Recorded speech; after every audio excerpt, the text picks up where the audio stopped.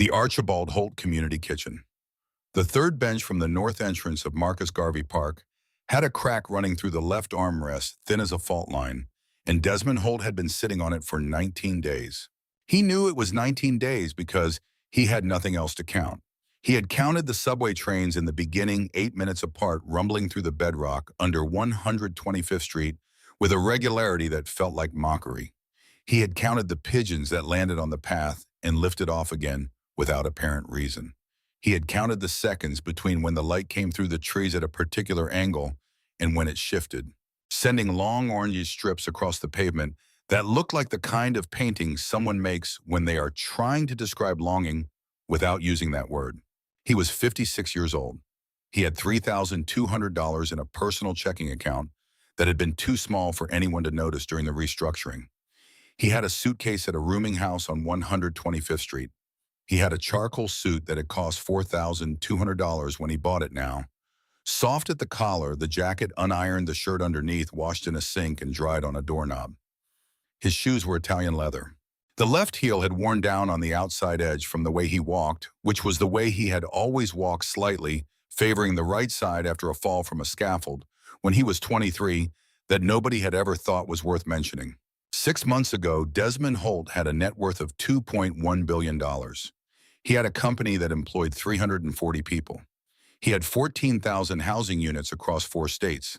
He had a house in Greenwich, Connecticut with a kitchen. His wife had designed herself a breakfast nook that caught the morning light in a study where he had read every annual report filed by every company he had ever invested in or competed against.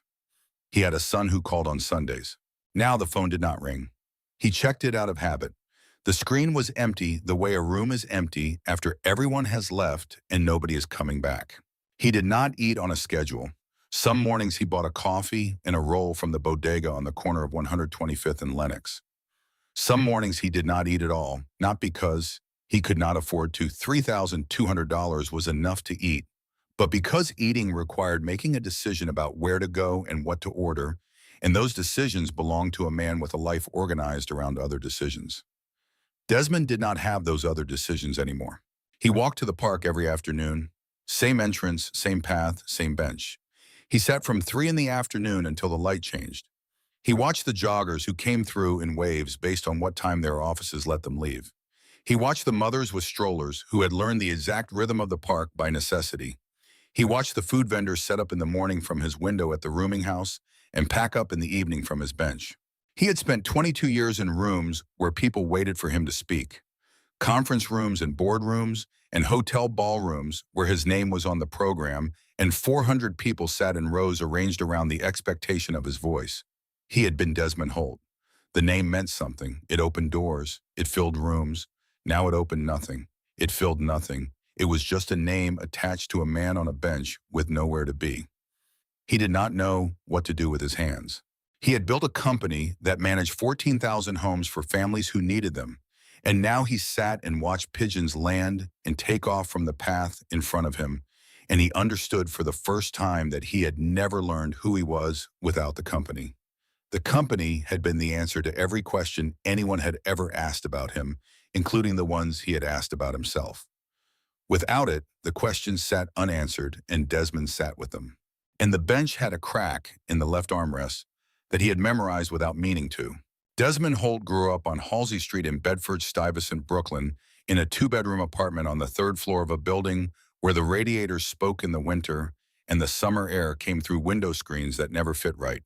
His father, Reginald Holt, had come from Accra, Ghana in 1971 with a trade certificate in plumbing and $600 in a cloth pouch his mother had sewn into the lining of his suitcase. He got work within 2 weeks. He never stopped working after that. Desmond's mother died when he was 9. Pneumonia that started as a cough, she said, was nothing and turned into something that filled her lungs in 11 days. Reginald did not remarry. He did not slow down.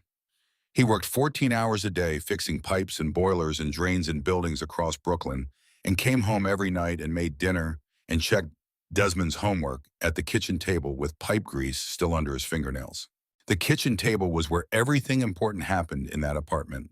It was where Reginald told Desmond about Ghana, about the market in Accra, where his mother sold cloth about the way the light looked over the Gulf of Guinea in the late afternoon, about the things you carry when you leave a place and the things you leave behind, even when you do not mean to. It was where he explained how money worked. He laid out the pay stubs and the bills side by side every month. He said, "This is what comes in and this is what goes out, and the difference is what keeps you alive." He said it the way you say something you need a child to remember when you are not there to say it anymore. Desmond learned to read a balance sheet before he learned to drive. He went to City College on a scholarship, finance, graduated with no debt because Reginald had put $40 a month into a savings account for 18 years without missing once. $40 a month for 18 years. Desmond did the math later the night he found the deposit slips in a drawer after Reginald had a stroke at 71, still living on Halsey Street, still waking at 5 in the morning out of a habit that had become indistinguishable from the man himself. $40 a month meant Reginald had given up coffee and lunch and any small comfort that cost money for 18 years so that his son could start at zero instead of negative. He never told Desmond. It was not the kind of thing Reginald talked about. It was the kind of thing Reginald did. Desmond started in commercial real estate out of college. Small deals, a duplex in Crown Heights, a 4-unit in East New York, a 6-unit in Flatbush that he turned in 18 months. He was not trying to get rich. He was trying to do what his father had done, which was to make something real out of what you had been given. And what he had been given was the ability to read numbers, the way his father read pipes, to understand where the pressure was and where it would go if it was not directed somewhere useful.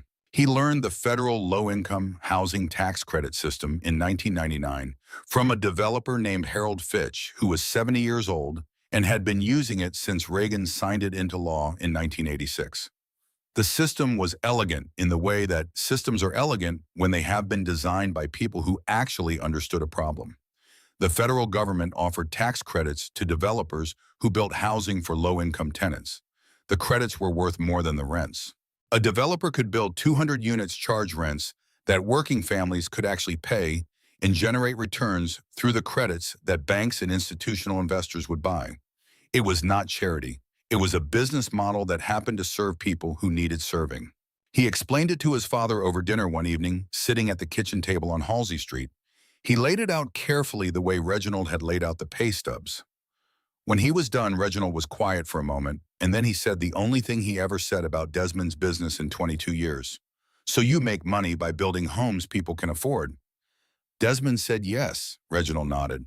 "That is the only kind of building worth doing." Desmond built Holt Meridian Capital from a one-room office on Fulton Street in Bed-Stuy. One assistant named Phyllis, who had been with him from the first day until the last. One phone line. He grew it over 22 years into one of the largest affordable housing developers in the northeastern United States. 14,000 units across New York, New Jersey, Connecticut, and Pennsylvania. 340 employees. His name in the Wall Street Journal twice. Once when the company crossed $1 billion in managed assets. Once when he testified before a Senate subcommittee about the affordable housing gap in American cities. He married Sylvia Crane when he was 33. She was 29, a corporate attorney at a firm on Park Avenue, precise and brilliant, the kind of woman who could read a room in the time it took most people to find a chair. She talked about ambition, the way Reginald talked about work as something that was simply what you did because the alternative was not acceptable. Desmond admired her for it. He thought he recognized something of himself in her. He was not wrong about that. He was wrong about what that meant for the two of them. They married in a small ceremony in Fort Greene Park. 70 people. Reginald, in the front row in the blue suit he wore to every occasion that required a suit. He shook Sylvia's hand afterward and said, "Welcome to the family," and went home early because he had a job in Flatbush at 6 in the morning. Desmond watched his father walk out of the park and understood that for Reginald, showing up was the whole expression of love. Showing up and then going to do the work that made showing up possible. What Desmond did not understand was the difference between a woman who admired what he had built and a woman who admired what he was worth. He did not understand it because from where he stood, those two things looked identical. He would spend 23 years learning that they were not. The night before their wedding, while Desmond slept in a hotel room 3 blocks from Fort Greene Park, Sylvia sat alone at the desk in her apartment on the Upper West Side and drafted a prenuptial agreement. She worked for 4 hours. She was thorough and precise because she was a lawyer, and that was how she thought. She structured it to protect everything she had brought into the marriage and everything she would earn independently, which was right and reasonable, and also the kind of document you write when you are afraid of something you cannot name. Her grandmother had lost everything to a man who promised to share it and did not. Sylvia had been 7 years old. She had watched her grandmother pack 2 bags in an afternoon and start over at 63 with nothing. Sylvia had decided at 7 that she would never be in that position. The prenuptial agreement was the document that decision became. It was not greed, it was fear wearing the face of legal precision. The distinction would matter very little to Desmond later. When the papers were served, Preston Merle joined Holt Meridian Capital in 2012 as chief financial officer. He was 42 years old, and he wore the kind of quiet confidence that comes from having spent 15 years studying the architecture of money, understanding not just how it moved, but where the movement could be redirected without being seen. He had spent those 15 years in commercial real estate finance at 3 different firms, each position more senior than the last. Each exit smoother and more carefully managed than it had any right to be. What Desmond did not know, because Preston had ensured that no one would easily know, was that the second of those 3 firms had asked Preston to resign after discovering that he had used his CFO authority to approve 2 project allocations that fell outside the firm's charter. The compliance officer who flagged it had been quietly reassigned. The documentation of the incident had been classified as an internal personnel matter and sealed. Preston had received a letter of reference so clean it could have been used in a textbook. He had studied Desmond Holt for 6 months before applying. He understood the company's structure, its credit lines, its portfolio value, the trust Desmond extended to people he had hired and held for years. He understood that trust was not a weakness in a man like Desmond. It was a reasonable professional posture built over 20 years of hiring people who deserved it, which meant it could be used. Desmond hired him because the company had outgrown what Desmond could manage alone. Preston came in on a Tuesday in September 2012 and was fully operational by Thursday. He was good at the work in the ways that mattered to Desmond, which meant he was good at the ways Desmond could see. The ways Desmond could not see would take a decade to surface. The food cart came down the path from the south entrance on Desmond's 19th day on the bench. It moved slowly, one wheel pulled left, making the woman pushing it adjust her grip every few steps, a small correction she had made so many times it had become invisible to her. The cart was white steel with a handwritten sign painted in red letters. Fried chicken, rice and beans, sweet tea. The letters had been painted by someone who had taken their time with each one, not rushed, not sloppy, the kind of lettering that says the person who did it believed the words were worth the care. The woman pushing it was Wren Archibald. She was 44 years old. She wore a white apron over a dark shirt, and her hair was tied back with a cloth the color of cayenne pepper. She had been selling food in this park for 3 years, and she knew the park the way vendors know their territory, by the light and the traffic and the rhythm of who came through and when and what they needed. She saw the man on the third bench and she slowed. She did not stop right away. She looked at his hands, which were folded in his lap, the way hands fold when they have run out of things to do. She looked at the suit, which had been very expensive once, and still carried the memory of it, even now that it had gone soft. She looked at his face. She stood with both hands on the cart handle and did not move for a moment. She knew that face. She had seen it once 10 years ago on a sidewalk in New Orleans, on a day when she had $40 to her name and a daughter who had not eaten since the morning before. It had been a Tuesday in October, the air still warm enough to work outside the oil in her cast iron skillet, coming up to temperature the way her grandmother had taught her to hear it. You do not need a thermometer, you listen. When the oil stops talking and starts whispering, it is ready. She had been standing at a folding table on Ursulines Avenue in the Treme neighborhood 1 block from the church where her grandmother had cooked for 40 years. She had $31 worth of chicken and oil and flour and seasoning on the table, and $9 in her apron.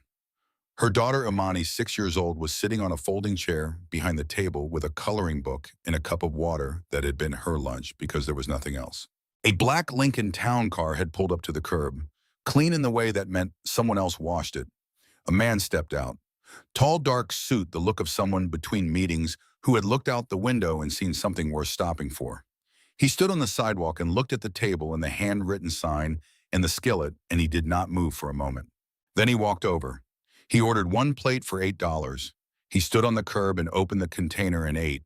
He did not sit down. He did not walk away. He stood 3 feet from the stove and ate without speaking until he was halfway through. Then who taught you this? My grandmother. She's still cooking? She passed 4 years ago. He nodded. He finished the plate. He looked at Amani on her folding chair with her coloring book. He reached into his jacket and put $200 on the table. That is too much, Ren said. It is not enough, he said. He put his hand flat over the bills. He looked at her without smiling, without performing, just looking the way you look at someone when you are trying to say something that does not fit into words. Then he got back in the car and it pulled away. 3 days later, a lawyer called.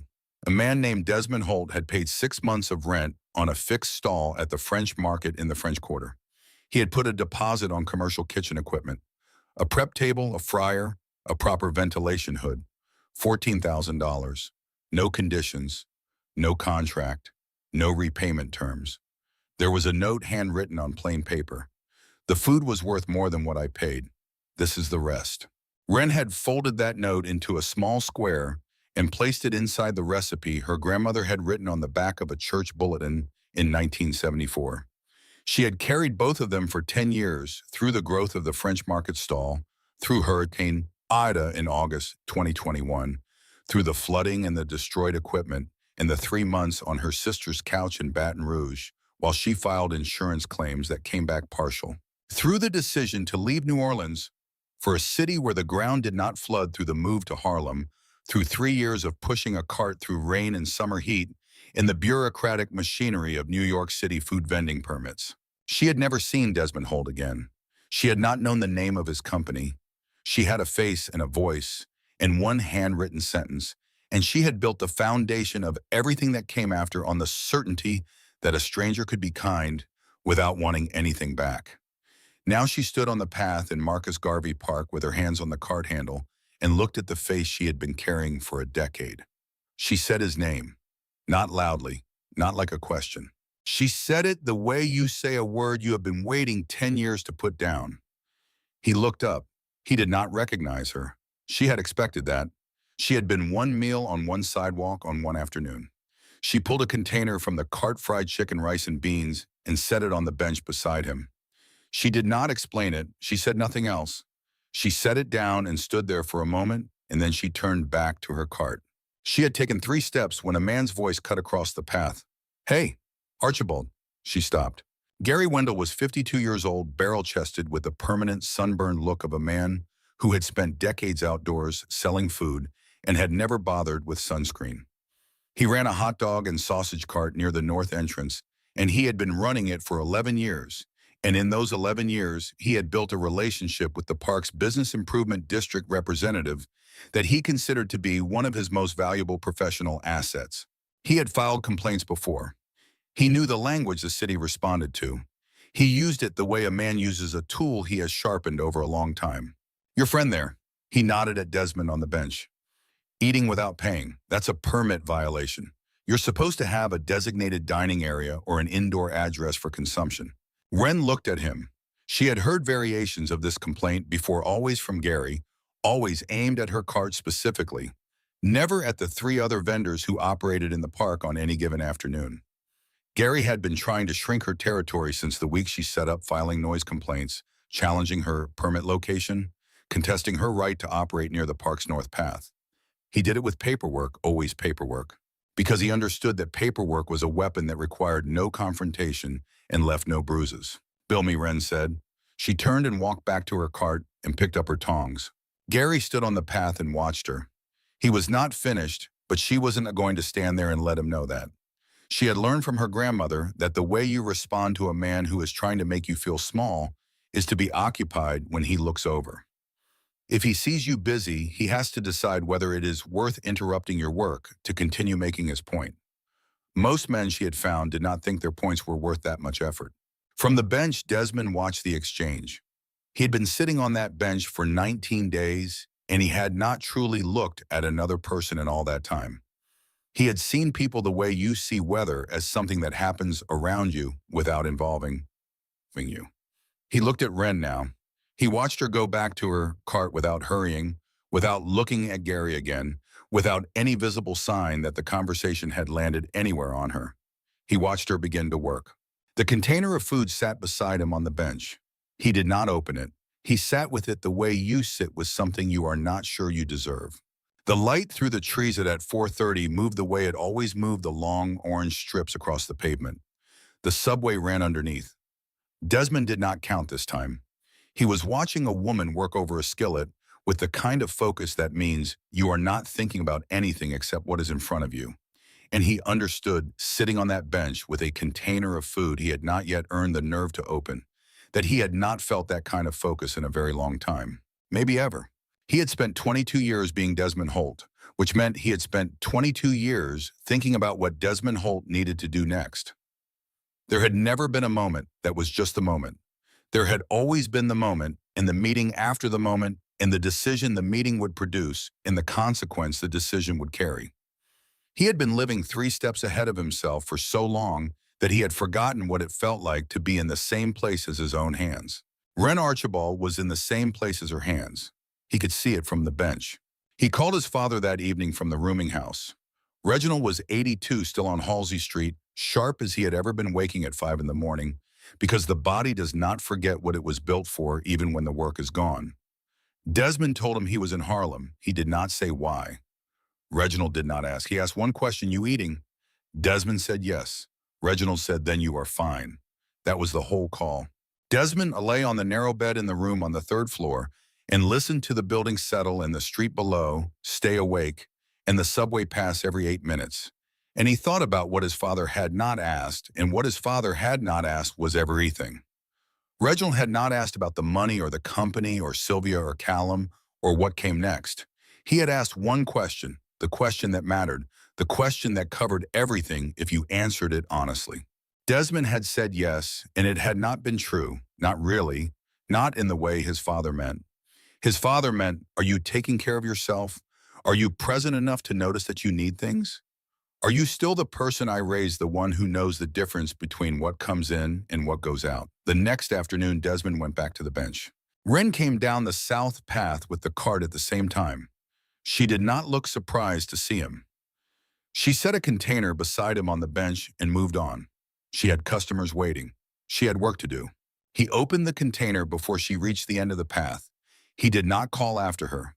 He just opened it and began to eat, and the chicken was cayenne and honey and something underneath both of those things that he could taste but could not name, something that reminded him of a kitchen he had never been in but somehow recognized. The kind of food that does not come from a recipe written in a book, but from hands that have made it so many times the hands remember what the mind has stopped needing to think about. He did not know he was tasting a recipe written on the back of a church bulletin in 1974 by a woman named Rosette Archibald, who had cooked in the same church kitchen for 40 years and who had passed her knowledge to her granddaughter, not through instruction, but through proximity, through being in the same room doing the same work until the work became the same in both of their hands. He only knew the food tasted like it had been made by someone who meant it. On the 2nd day, Wren set the container down and walked on without speaking. On the 3rd day, the same. On the 4th, Desmond opened the lid while she was still close enough to notice, and she noticed, but she said nothing. On the 5th day, he looked up when she set the container down, and she met his eyes for a moment before turning back to the cart. On the 6th day, she paused 1 beat longer than necessary at the bench before moving on. Each of these things was a conversation happening without words, the kind of exchange that requires patience from both sides, and that builds something that cannot be built quickly because rushing it would change what it is. On the 7th day, he ate while she was still standing near the bench. She did not sit. She was not waiting. She was just not in a hurry to leave. He looked up from the container and said 2 words. "Thank you," she nodded. She went back to her cart. That evening, Desmond sat on the edge of his bed at the rooming house and felt his phone vibrate against the dresser. He looked at the screen. Sylvia. He sat with it through 5 rings, through 6. He watched the screen go dark when the call went to voicemail. He did not know what she wanted. He had once been able to tell from Sylvia's number alone what kind of news was coming. He had spent 23 years learning to read her the way he read balance sheets, by the pattern of what was there and what was missing. He put the phone face down on the dresser. He lay back on the narrow bed and looked at the ceiling and listened to the subway and did not count. She asked him on the eighth day. He had been talking for 40 minutes without stopping, and when he finally went quiet, the silence between them had a different quality than the silences before it. The full kind, not the empty kind. The kind that happens after something real has been said, and both people in the conversation know it. The afternoon light was doing what it always did at that hour, moving west through the trees and laying itself across the park path in broken pieces. A jogger passed. A woman pushed a stroller toward the south entrance. Somewhere behind them at the far edge of the park, Gary Wendell was packing up his cart for the evening, and neither of them was thinking about Gary Wendell. Desmond had told Wren everything. He had started with Preston because Preston was where the story started, even though Desmond had not known it at the time. He described the fund allocations that had been redirected without his knowledge. The shell companies with names that sounded like neighborhoods being invested in rather than hollowed out. The personal guarantee clauses buried in loan covenants that his CFO had structured and filed and never brought to Desmond's attention, because bringing them to Desmond's attention would have ended the scheme before it began.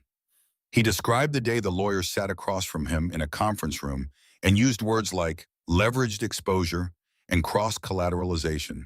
And what those words meant in practice was that 22 years of building something real had been converted without his knowledge into collateral for debt he had never approved. He told her about Sylvia, about the 11 days, about the prenup she had written herself 18 years earlier, which had seemed like a reasonable legal precaution at the time, and which turned out to be a document that had been written for exactly this moment, as if she had known the moment was coming, which was a thought Desmond had spent weeks trying not to complete. He told her about Callum, 24 years old, an MB. From Columbia, smart enough to calculate which parent held the money and to act on that calculation within 2 weeks of the company's collapse. 4 months of silence. A phone that did not ring on Sundays anymore. When Desmond finished, Wren sat with what he had said for long enough that he began to wonder if she was going to say anything at all.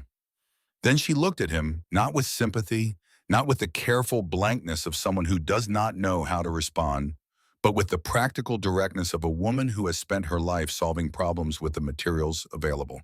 "Do you still have the records?" He looked at her. "Records of what?" "The financial records. From your company." He thought about the portable hard drive in the suitcase at the rooming house on 125th.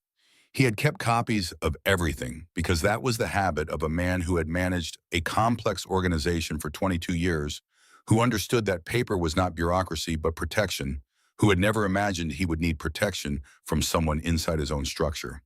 He had kept the files the way you keep things when you do not know what else to do with them. Not as evidence, not with any plan. As the last remaining evidence that what he had built had been real. "Yes," he said. "I know someone," Wren said. 3 days before she said that to Desmond on the bench, someone else had said something to her. Gary Wendell had been doing what Gary Wendell did when he felt his territory being encroached upon, which was to use the administrative machinery of the city to accomplish what he could not accomplish through direct confrontation. He had filed a complaint with the New York City Department of Health and Mental Hygiene. The complaint cited hygiene violations at a mobile food vending unit operating in Marcus Garvey Park. It named the permit number of Wren's cart. The violations were specific enough to sound credible and vague enough to resist immediate disproof. Temperature control irregularities. Improper storage of raw protein. These were the kinds of infractions that triggered inspections, and inspections triggered paperwork. And paperwork triggered delays, and delays cost money that a vendor with thin margins could not absorb. The inspector arrived on a Tuesday afternoon 40 minutes after Wren had set up. He was young, mid-30s, with a clipboard and the manner of a man who took his authority seriously because it was the only authority he had. He moved methodically around the cart, checking temperatures with a probe thermometer, examining storage containers, making notes. Wren answered every question with the same even tone she used with customers who were particular about their orders. Desmond was on the bench when it started. He watched from 30 yards away. He watched Wren stand with her hands on the cart handle while the inspector made his way through the checklist, and he recognized in her posture something he had seen in his father, that particular quality of stillness. That is not submission but patience, the understanding that you cannot fight a process by becoming emotional about it, that the process has rules and the rules are where the fight is won or lost. The inspector was near the end of his checklist when Desmond stood up. He had not stood up for anything in 19 days. His knees registered the change. He walked to the cart and stopped a few feet from the inspector. "I was on the City Housing Authority Advisory Board for 6 years, Desmond said. His voice came out steadier than he expected. "I know the complaint process for mobile food vendors. That complaint was filed without basis, and you know it because if there were actual violations here, you would have cited them in the first 10 minutes rather than writing notes for 20. The inspector looked at him. He looked at the suit. He looked at Desmond's face, which was the face of a man who had sat in rooms where mayors asked for his opinion on housing policy. The inspector wrote something on his clipboard. He looked at Wren. "We're done here," he said. He walked back toward the park entrance. Wren watched him go. Then she looked at Desmond, who was standing next to her cart in the afternoon light with his hands at his sides. "You didn't have to do that," she said. "I know," he said. He walked back to the bench. He sat down. He looked at his hands. They had stopped being still.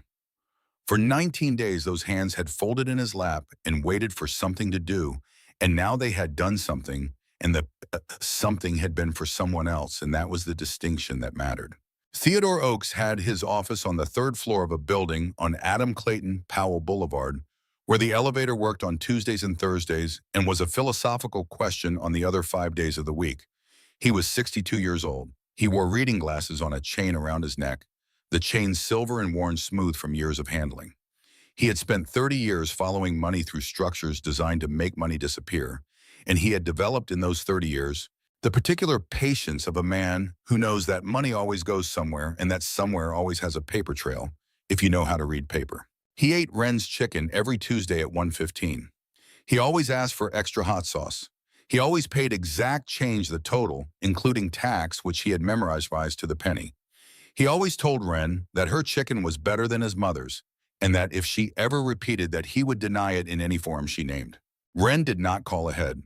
She arrived at his office on a Thursday afternoon with Desmond and 2 containers of chicken, and she walked through the reception area and set one container on the desk of the receptionist, a woman named Paulette, who had been with Theodore for 17 years and who recognized Wren and did not stop her.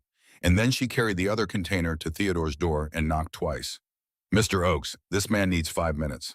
Theodore looked at Desmond. He looked at the chicken. He waved them in. Desmond opened the hard drive on Theodore's desk. He pulled up the files methodically, the quarterly fund allocation reports, the loan covenant documents, the project registration filings with the state housing agencies. He had organized them the way he organized everything by date and by function, the habit of a man who had never had the luxury of disorder. Theodore read. He put his glasses on. He took them off. He put them on again. He did not speak for 22 minutes, which was longer than Desmond had expected and shorter than he feared. When Theodore looked up, he did not have the expression of a man delivering bad news. He had the expression of a man recognizing something he had been waiting a long time to see. "This is not bankruptcy," Theodore said. "This is theft. There is a difference, and the difference is measured in prison time." He explained it the way he explained things, when he wanted the other person to actually understand rather than simply agree. Someone who makes bad business decisions and loses money, that is a businessman who failed. Someone who redirects company funds into personal accounts through shell entities, who buries personal guarantee clauses in corporate loan agreements without the CEO's knowledge, who structures the entire operation so that when it collapses, the only name exposed is the one that was never part of the planning. That is not a businessman who failed. That is a thief who succeeded until he did not. The documents on Desmond's hard drive showed intent on every page. Not the intent that hides in ambiguity, but the kind that creates structure specifically designed to obscure itself, which is only done by someone who knows they are doing something that requires obscuring. Theodore made one phone call that afternoon. The person on the other end was Brenda Stokes, a senior enforcement attorney at the SEC's regional office in Lower Manhattan. She was 48 years old, careful and precise, with the contained energy of someone who has been building towards something for a long time without being able to say it out loud. She had been tracking irregularities in the affordable housing tax credit market for 3 years. She had a file that documented the patterns but lacked what every federal case requires: a victim with documentation who was willing to come forward. Most people who are defrauded at this level do not know they have been defrauded. They believe they made bad decisions. They believe the market turned against them. They believe in the story that was constructed for them to believe because the story was designed by someone who understood that the most effective cover for theft is the victim's own interpretation of their failure. Desmond had come closer than most to that story. He had sat on a bench for 19 days believing he was a man who had built something and then lost it. The two things are different in the way that matters most, which is that one of them ends in a courtroom. Theodore submitted the initial filing within 24 hours. Brenda Stokes called Desmond directly the following morning. Her voice had the quality of controlled urgency, the voice of someone who has been waiting and is now moving without waste. "Mr. Holt," she said, "I need to ask you about a series of fund allocation reports from 2019 and 2020, specifically the ones filed under the project name Harlem Gateway." Desmond answered every question. He had the files, he had the dates, he had the institutional memory of a man who had reviewed every quarterly report his company filed for 22 years, and who could tell the difference now that someone was asking him the right questions between reports that reflected decisions he had made and reports that had been structured to make it appear as though he had. The forensic audit team was assigned 48 hours after Theodore's initial filing. They began tracing the fund flows from Holt Meridian Capital through 7 shell companies registered in Delaware. The names were carefully chosen to suggest exactly the kind of work Desmond's company actually did. Northeast Development Holdings, Atlantic Community Partners, Harlem Gateway LLC. Behind each name was a registered agent and a mailbox and nothing else. Preston Merle had moved $47 million through these entities over 5 years. He had purchased luxury properties in his wife's name and in the names of individuals who existed only on paper. He had also brought in 3 additional investors, people who trusted Desmond's reputation and who had pledged personal assets as collateral for development projects that were never built. The total exposure across all identified victims was $180 million. Desmond was at the rooming house on 125th Street when Callum arrived. Callum had not called ahead. He did not send a text. He took the subway from Midtown and walked from the station, and the landlady, Mrs. Okonkwo, pointed up the stairs without being asked, because a young man in a Columbia Business School jacket looking for someone was not a situation that required much inference on her part. Desmond opened the door and found his son in the hallway. Callum looked like him. That had always been true, and it had always made Desmond proud in the uncomplicated way that fathers are proud of visible resemblance, as if the face is proof of something. Now the resemblance seemed to carry weight in a different direction, because the face in the hallway had the particular expression of someone who has come to accomplish something and is not sure how to begin accomplishing it. Callum was 24. He was wearing a jacket that cost more than Desmond's weekly rent at the rooming house, which Desmond noted not with bitterness, but with the neutral observation of a man who has learned to read financial situations from whatever information is available. "Dad," Callum said, "I want to help you." He explained it standing in the hallway because Desmond had not invited him in. A public relations firm mid-sized with a track record in executive reputation management.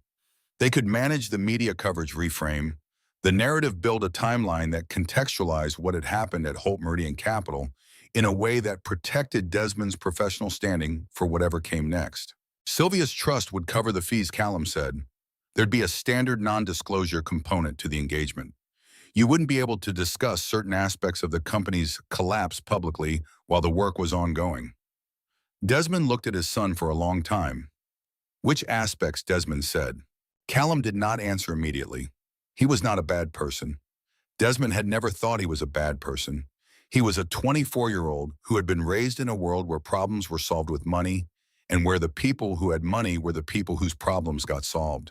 He had learned his arithmetic from the circumstances he grew up in, which was not so different from the arithmetic Desmond had learned from watching his father put $40 into a savings account every month for 18 years. The difference was what the arithmetic was being used for. "Your mother sent you," Desmond said. Not a question. Callum's jaw moved. He did not say yes. He did not say no. "She's worried the investigation will pull her in further," Desmond said. "If I agree not to discuss her connection to Preston's trust, that's one less exposure for her lawyers to manage." "Dad?" "Go home, Callum." Desmond stepped back and closed the door. He stood inside the room for a few minutes with his hand flat on the door, not because he was preventing entry, but because he needed something solid to hold. He was not angry. He had been angry weeks earlier when the anger had weight and direction.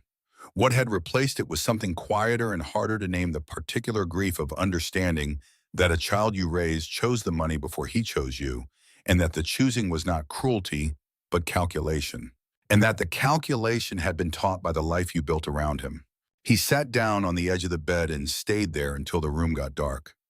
The investigation reached Sylvia 6 weeks after Theodore's initial filing. The forensic team found the trust. It had been created 4 years before the divorce with Preston as trustee, and it held $2.3 million of Sylvia's personal assets in instruments that had been carefully chosen to remain outside the reach of the restructuring. The trust was referenced in the prenuptial agreement she had drafted herself. The same document that had protected her when she left Desmond was now the document that connected her to the man who had destroyed him. Brenda Stokes called Desmond on a Tuesday morning, not to tell him what they had found, which would have been premature, but to confirm a timeline. When did you first become aware of Mr. Merle's relationship with your wife? Desmond said he had not known there was a relationship to be aware of. There was a pause on Stokes's end that contained information she was not yet in a position to share. "Thank you, Mr. Holt," she said. "We'll be in touch." 2 days later, Theodore called. Desmond went to the office on Adam Clayton Powell Boulevard. He took the stairs because the elevator was a philosophical question that day. Theodore was standing when Desmond came in, which was unusual. Theodore generally sat for everything. Standing meant something had shifted in the room before Desmond arrived. The forensic team pulled the email metadata from the Holt Meridian Capital Server archive, Theodore said. Specifically the communications between Sylvia Crane and Preston Merle during the 12 months before the collapse. He paused. "Sylvia contacted Preston the same week you first missed a board meeting due to the liquidity crisis. She sent 7 emails. The timestamps put 3 of them in the 48-hour window before she retained the divorce attorney." Desmond sat down. "She called Preston before she called her divorce lawyer," Theodore said. "She called the divorce lawyer before she called you." The room was quiet. Through the window, Desmond could see the top of a ginkgo tree, its leaves the particular yellow of late October, the kind of color that is beautiful, specifically because you know it is about to be gone. "Is she being charged?" Desmond asked. "The trust in the emails establish proximity," Theodore said. "Whether they establish criminal knowledge is what the investigators are working on. That's not your concern right now.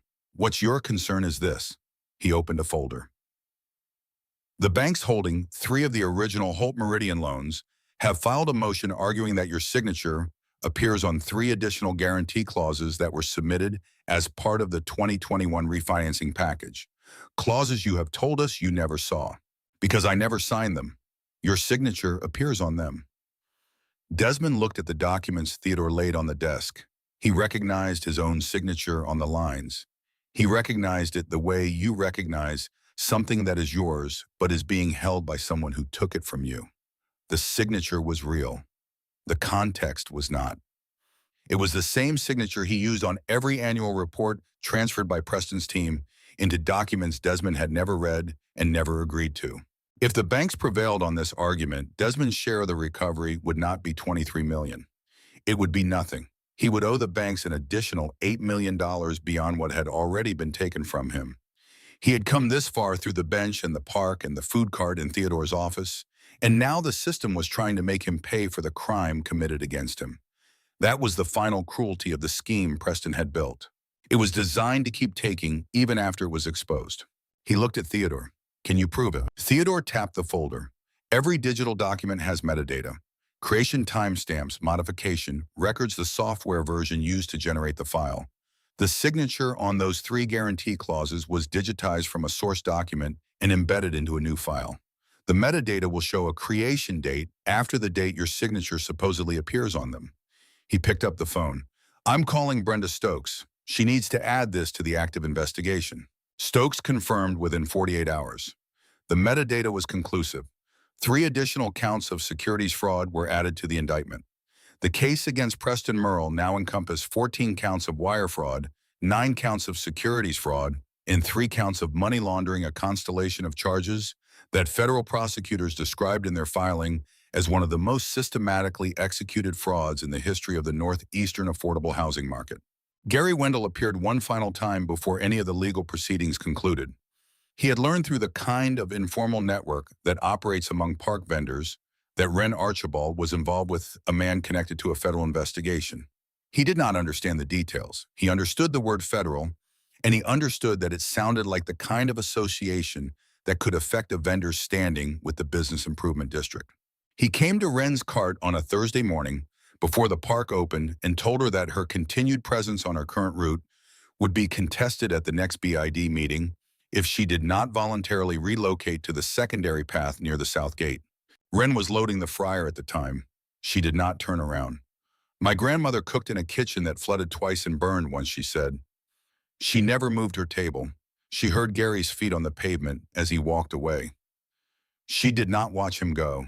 She had the oil to attend to and the morning to prepare for, and Gary Wendell was no longer a part of either. Preston was arrested on a Wednesday morning at his office on Park Avenue.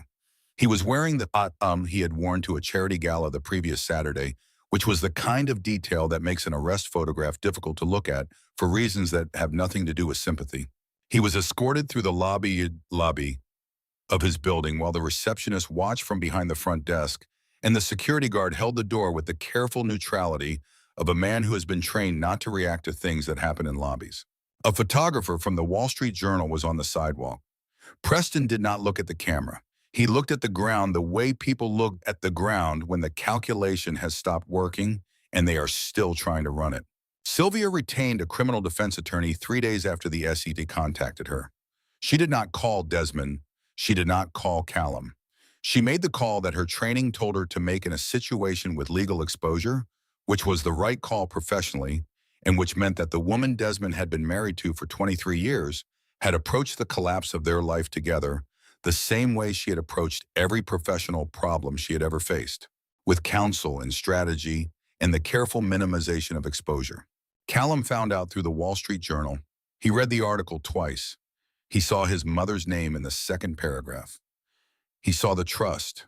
He saw the dates. He sat with his phone in his hand for a long time. Then he called his father. Desmond was in the kitchen of Ren's apartment chopping onions for the next morning's prep when the phone lit up on the counter. He looked at the name, Callum. He picked up on the second ring. He waited. The silence on the other end lasted 10 seconds, which is a long time for a silence between two people who have not spoken in 4 months. Then Callum said, "Dad, I didn't know." Desmond closed his eyes. He stood at the counter with the phone against his ear and the smell of onions on his hands and the sound of his son's voice saying the only thing he could say, the only honest thing. "I know," Desmond said. He meant it. He had spent 22 years building housing for families across 4 states, and he understood that the structures people build to protect themselves are not always the structures that keep them safe. Callum had built a structure around proximity to the parent with the money. It had seemed from the inside like a reasonable calculation. From the outside, it was the kind of choice that a young man makes when he has been raised in a world where the calculation always turned out to have been right. Desmond did not blame his son for the math. He blamed himself quietly and specifically for having raised a son whose first instinct in a crisis was to calculate rather than to call. He put the phone back on the counter and went back to the onions. Some reckonings come in layers, and this one would take time. Brenda Stokes called on a Monday morning with a voice that had lost the contained urgency and acquired something closer to resolution. "Mr. Holt, the court has ruled on the bank's motion regarding the contested guarantee clauses." She paused in the way that people who deliver decisions professionally pause before delivering them. The motion was denied. The metadata evidence was conclusive. The bank's argument that you had constructive knowledge of the guarantee terms has been rejected. Your recovery share proceeds as originally calculated. Desmond stood in the middle of the room on 125th Street with the phone against his ear and the window showing the fire escape and the alley and the building across from it where someone still had a bedsheet taped as a curtain. "Thank you," he said. "The formal distribution will come through the federal receiver," Stokes said. "Theodore Oakes will handle your end of it. You should hear from him within 48 hours. Theodore's office was 12 blocks from the rooming house. Desmond walked every step of it. It was the kind of November morning that reminds you New York is not at its foundation, a city built for comfort, and he walked with his hands in the pockets of the charcoal suit which he had begun pressing again at the laundromat on 116th Street 2 weeks earlier. Not because he was trying to be who he had been, but because he had remembered that taking care of things was not about status. It was discipline. It was the kind of discipline that shows up in small choices because the large choices have not yet arrived. Theodore had a folder on the desk. He slid it across. Preston Merle had been convicted on 14 counts of wire fraud, 6 counts of securities fraud, and 3 counts of money laundering. His total sentencing would come at a hearing the following month, but the federal guidelines put the floor at 12 years. His assets had been seized and liquidated. The total recovery across all victims was $61 million, distributed proportionally based on documented losses. Desmond's documented losses $47 million. Desmond's share of the recovery, $23 million. Theodore let the numbers sit on the desk between them for a moment. In cases like this, he said, most victims recover pennies. Some recover nothing. The money gets moved, hidden, spent. 23 million from 47 lost is an outcome that does not happen very often. Desmond looked at the folder. He looked at the number, $23 million. 3 years ago, that was what he had allocated to a single mid-sized development in Newark. It was not 2.1 billion. It was not close. It was not meant to feel like what had been there before, because what had been there before was no longer the standard against which anything needed to be measured. He was a man who had learned to fry chicken. He was a man who had learned to listen for the whisper of hot oil. He was a man who had sat on a bench for 19 days and been fed by a woman who owed him nothing and had given him everything without once asking why. $23 million to that man was not a settlement. It was a beginning. How much do I need, Desmond said, to do what I'm thinking of doing? Theodore leaned back. He took his glasses off and laid them on the desk. Tell me what you're thinking, Desmond told him. Theodore put the glasses back on. He looked at the folder, then at Desmond, then at the window with the ginkgo tree outside it, now bare of leaves, the branches holding their shape and waiting. That would work, he said.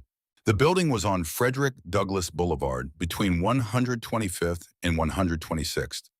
It had been a garment warehouse in a previous century, 3 stories of brick with cast iron column details that the current real estate market called architectural character. 12,000 square feet, empty for 4 years. The Connecticut holding company that owned it had been trying to sell at $2.1 million for 3 years without success, which meant the carrying costs had been eating the return for 3 years, which meant the property was costing money instead of making it. Desmond had spent 22 years reading those situations from the outside. He offered $1.4 million. The holding company responded within a week. He retained Nadette Osei to draw the plans. She had practiced architecture from a small office on Lenox Avenue for 15 years, and she had lived in Harlem for 30. And she knew the difference between a building that was designed for a neighborhood and a building that was designed for a rendering that would impress investors who had never walked the neighborhood streets. Desmond told her what he wanted. She listened without taking notes, which he recognized as the sign of someone who was already building the thing in her mind while you were describing it. The ground floor would hold 14 vendor stalls open and communal with long tables down the center for eating, the kind of arrangement that makes strangers into neighbors by virtue of shared space and good food. The second floor would house a shared commercial kitchen available to licensed food vendors who could not afford their own equipment, with proper ventilation and storage and prep space and the kind of industrial refrigeration that does not depend on a residential unit that might fail on a Friday night before a Saturday market. The third floor would contain a business incubator with desk space and filing support and access to a small business banker who came in 2 mornings a week, and a mentorship program for food entrepreneurs who knew how to cook but not how to build credit or negotiate a commercial lease or establish a business entity with a name separate from their own. The model was the same one Desmond had used in affordable housing for 22 years, turned toward a different problem. Lower the cost of the infrastructure. Share what can be shared. Provide the kind of professional support that the system withholds from people who come from places where the system was not designed to reach. The difference between a food cart and a food business is often not the food. It is the structure around the food. Desmond knew how to build structure. He worked at Wren's cart during the weeks between the legal resolution and the construction start. He showed up at 5 in the morning to help load. He managed the fryer during the lunch rush. He watched Wren work the line, taking orders and making change and keeping 4 containers moving at different stages of preparation simultaneously with the same focused economy his father had used to fix pipes in a building basement. No wasted motion, everything in sequence. The body doing what the mind had long since delegated. He understood something in those hours that no balance sheet had ever shown him. Wren Archibald cleared $700 on a good day, after supplies and propane and insurance and the prorated cost of her permit. $700 for 11 hours of work in whatever weather the city produced. He had never until now understood what $700 actually cost to earn, what it took from the body and the patience and the years of practice to produce that number day after day on a Harlem sidewalk in rain and heat and cold. Wren showed him the technique once. The oil whispers when it is ready, she said. Don't put the chicken in before it whispers. She demonstrated. She handed him the tongs. She moved back to her own station and let him fail. The first 3 pieces burned. She removed them from the oil and dropped them in the waste bin without comment. He adjusted the temperature. He waited. He listened for the whisper, the specific frequency of hot oil that is ready for something, the sound that is not loud and not quiet, but exactly in between. The 4th piece came out right, a clean, even brown, the crust holding its shape when he lifted it with the tongs, the skin tight and crackling at the edges. Wren glanced over. She nodded once. He did not need more than that. Imani came to the cart most afternoons after school.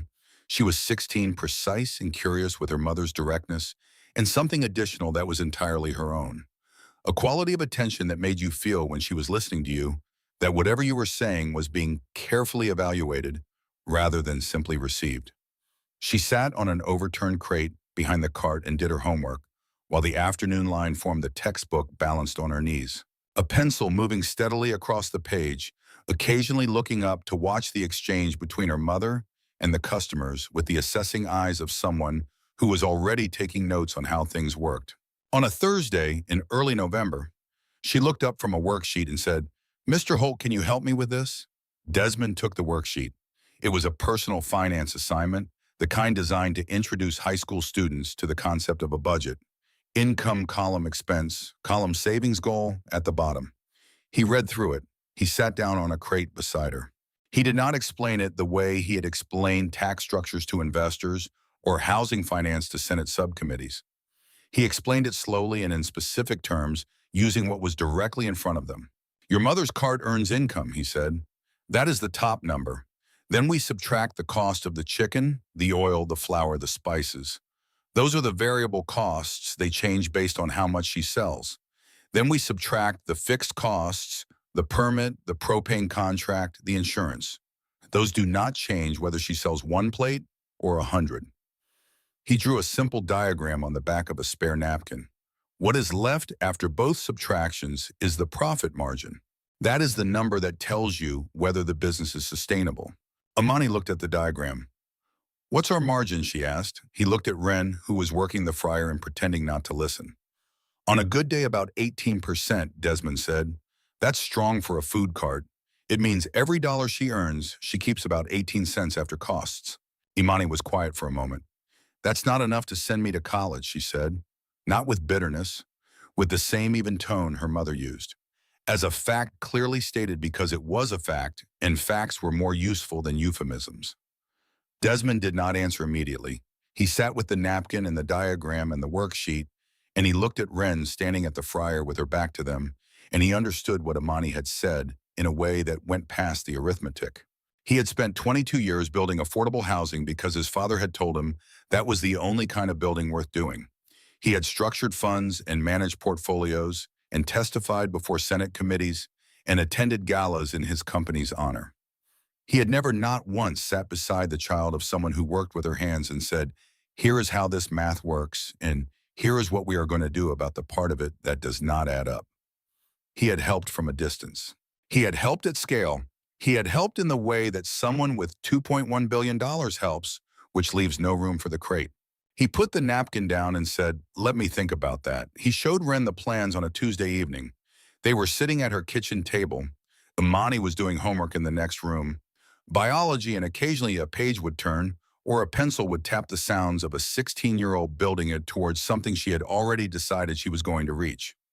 Desmond unrolled the blueprints and laid them flat, using the salt shaker and the napkin holder to hold the corners down. Wren looked at the plans for a long time. She studied the ground floor layout, the dimensions of the vendor stalls, the flow of the shared kitchen on the second floor. She looked at the name printed across the top of the first page. Archibald Holt Community Kitchen. "You are putting my name on a building," she said. "Your food put me back on my feet," Desmond said. "Your name goes first." She looked at him. He had thought about how to say this, not the words, but the reason behind them, and in the end the reason was simple enough that it did not require decoration. Her name went first because she had shown up first. Not first in time, though, that was also true. First in the sense of priority. She had shown up when there was no reason to show up, when it cost her something to show up. When showing up required ignoring a man like Gary Wendell and a health inspector with a clipboard and everything that made it easier to keep pushing the cart past the bench and not stop. That was the kind of thing that deserves to go first. Wren put her hand flat on the blueprint, the same gesture Desmond had used to hold $200 on a folding table on Ursulines Avenue 10 years ago. The gesture that means what words cannot say, the gesture that means I am here, and this is real and I am not taking it back. The same gesture, a different decade, a different city, the same meaning beneath it, unchanged across time and distance, and everything that had happened in between. From the next room, Imani's pencil tapped the desk once and was still. The scholarship fund was established through Holt Family Foundation, a structure Theodore helped set up over 2 weeks of paperwork and filings, and conversations with a tax attorney who specialized in charitable vehicles. $50,000 per year, enough to fund 4 full tuition scholarships at CUNY institutions. The eligibility criteria were specific dependent children of licensed mobile food vendors operating in Harlem. The application process was simple by design, because the people it was designed for did not have time for complexity. 1 page of documentation, a personal statement of no more than 500 words, a vendor permit number as the primary verification. Imani's application was 340 words. Desmond read it once and did not read it again because he did not need to, not because it was not worth rereading, but because some things are complete on the first reading, and going back to them is not reverence but interference. Her acceptance letter from Hunter College arrived on a Thursday in December. Pre-medicine track biology concentration, the fall semester. Wren set it on the kitchen table and called Imani in from the other room, and they stood on opposite sides of the table and looked at it. Neither of them said anything. Imani picked it up and read it again. She put it back down. The letter sat on the table next to the rolled-up blueprints and the salt shaker and the napkin holder in the kitchen where everything real was happening. Some rooms hold more than furniture. This kitchen had been holding the future for weeks without anyone naming it out loud. The Archibald Holt Community Kitchen opened on the second Saturday in February, when the permits had cleared and the equipment had been installed and the ventilation certified, and the 14 vendor stalls had been allocated to 14 vendors, each of them with a permit and a product and a reason for needing a stall they could not have built for themselves. Nadetto Se had designed the space so that light came through the upper windows at the angle that made the room feel larger than its footprint, and the communal tables ran the length of the ground floor in a way that invited people to sit next to strangers, which is the oldest technology for making a neighborhood feel like one. Callum arrived at 11 in the morning. He had not called ahead. He had taken the train from Penn Station to 125th and walked 4 blocks north on Frederick Douglass Boulevard and stood on the sidewalk in front of the building with his hands in the pockets of a coat that was not warm enough for February in Harlem. He read the sign above the door. Archibald Holt Community Kitchen. He had been 17 years old when he first understood that his father's name on something meant something. He had been in the lobby of a building in Midtown that Holt Meridian Capital had helped finance, and he had seen the name on the directory and felt in that moment the particular pride that children feel when a parent's name is on something permanent.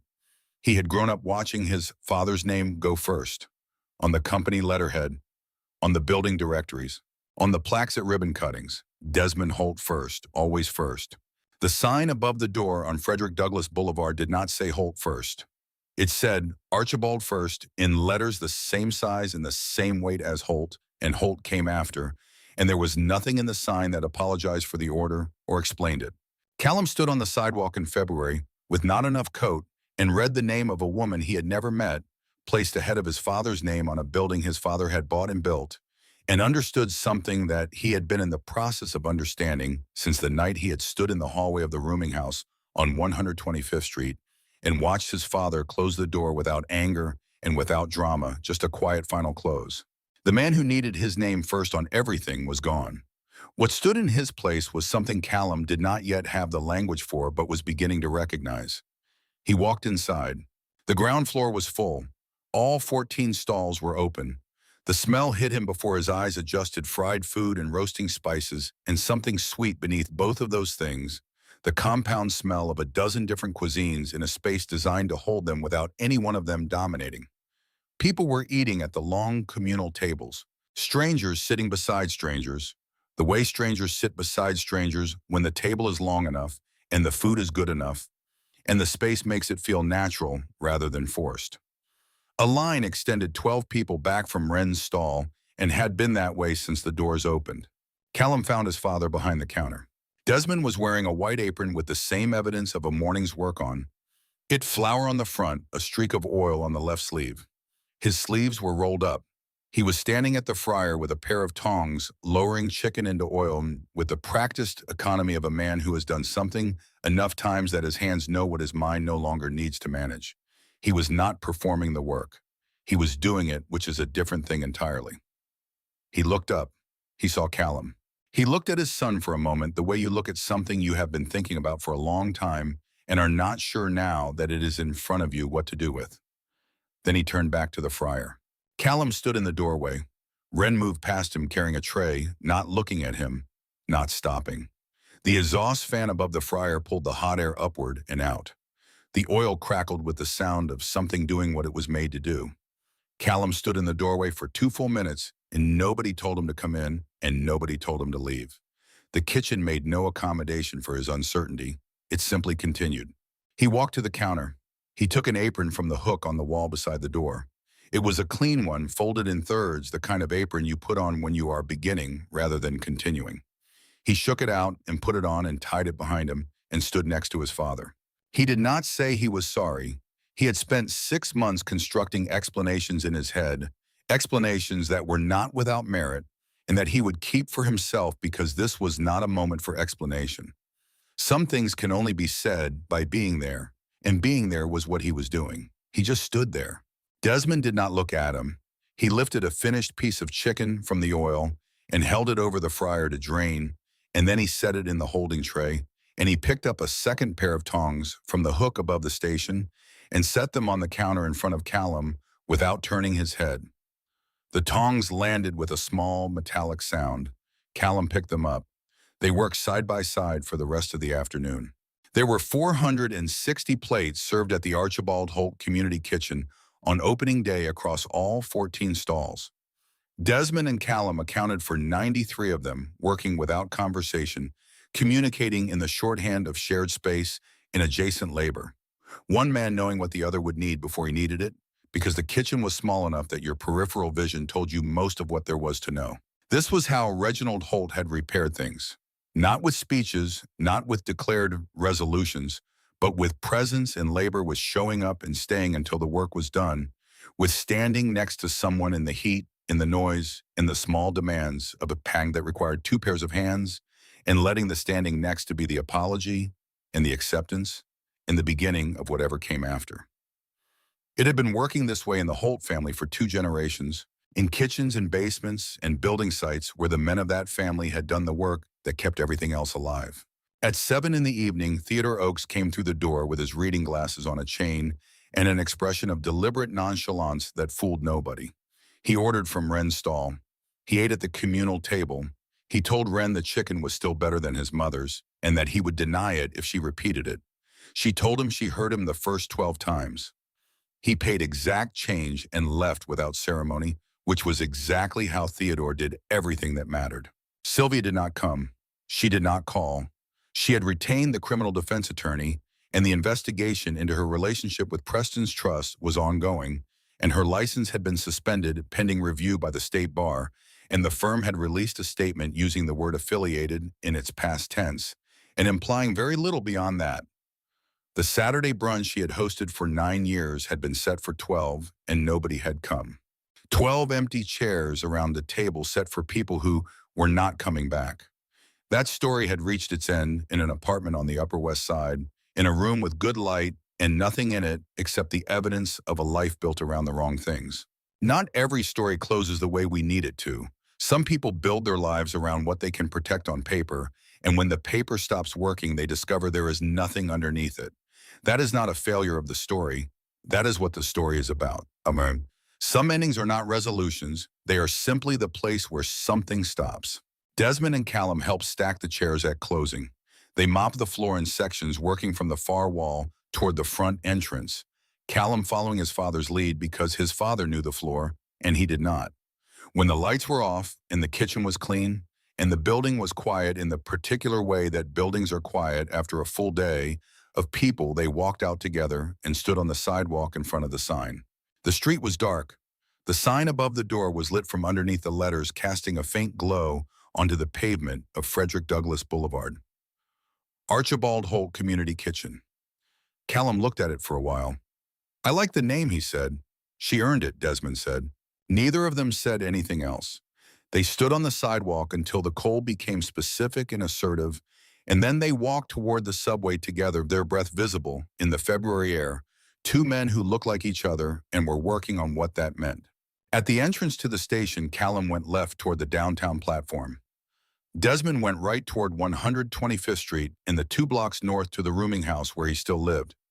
Not because he had not thought about what came next, but because the room had become something he understood, and he had learned these past months not to leave behind what he understood until he knew what he was walking toward. He climbed the stairs to the 3rd floor. He hung the apron on the hook behind the door. He washed his hands at the sink, the water running over his palms and carrying the flour and the oil and the day's work down the drain. He dried his hands on the towel hanging on the doorknob and stood for a moment in the middle of the small room. He sat on the edge of the bed. He picked up his phone, the screen lit. No missed calls, no messages. For 19 days, the empty screen had felt like an indictment. Now it felt like space. There is a difference between a room that is empty because everyone has left and a room that is empty because you have not yet decided what to put in it. He put the phone down on the dresser and walked to the window. Below on 125th Street, the city was doing what it does at 8 in the evening, busy in the specific way that cities are busy when they are not performing busyness, but simply living it. A car moved through the intersection. 2 people stood outside the bodega with paper coffee cups. The bodega light was yellow against the dark. Somewhere south of him, moving through the bedrock on its 8-minute rhythm, the subway was running. He did not count. He looked out the window at the street below and at the building across the alley where someone still had a bedsheet taped as a curtain, and he stood there for a while, in a man in a 3rd-floor room, looking out at a city that had not waited for him while he was gone and had not needed to, and had been here when he came back with something different in his hands than what he had carried before. "The food was worth more than what I paid." He had written that sentence 10 years ago on a Tuesday afternoon in New Orleans, standing on a curb on Ursulines Avenue, and he had meant it as a statement about fried chicken and a woman's talent and the particular truth that quality is always underpriced when the person selling it does not yet know what they have. He had not known when he wrote it that the sentence would travel for 10 years inside a recipe on the back of a church bulletin, that it would survive a hurricane and a flooded market and a move to a city where the woman who carried it knew nobody, that it would end up inside a building on Frederick Douglass Boulevard with her name on it, first above his where it belonged. He had not known that the food would be worth more than $2.1 billion, more than 14,000 housing units, more than 22 years of rooms where people waited for him to speak. It was worth a plate on a park bench on the 19th day. It was worth the same time tomorrow said without explanation and kept without being asked. It was worth 45 minutes on a crate beside a 16-year-old explaining the math her mother's hands produced every day. It was worth a building with someone else's name first. It was worth a son in an apron, standing next to his father in a kitchen, not speaking, not needing to because the standing was the speaking, because that was the language the Holt men had always used, and the language was enough. Desmond Carter stood at the window of the room on 125th Street and let the city be what it was and let the night be what it was and did not count the subway trains. He had somewhere to be in the morning.